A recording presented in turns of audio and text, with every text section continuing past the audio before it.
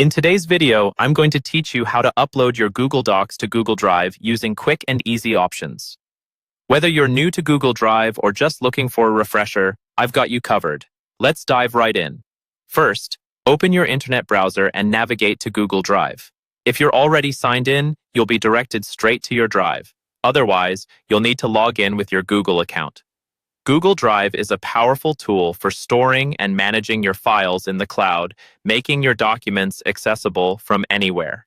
Now, once you're on the main page of Drive, you'll notice a large button in the upper left corner that says New. Go ahead and click on that. This button is your gateway to uploading, creating, and organizing your files. When you click New, you'll see a drop-down menu with several options. We want to focus on the File Upload option. This is where you can start adding your documents from your local device to your online storage. Clicking on File Upload will open a File Explorer window. What you're looking at is your computer's local storage, and you can browse through it to find the exact Google Doc you want to upload.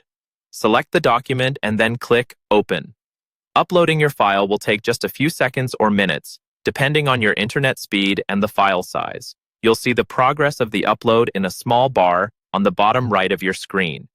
After the upload finishes, your document will appear in your Drive's main directory.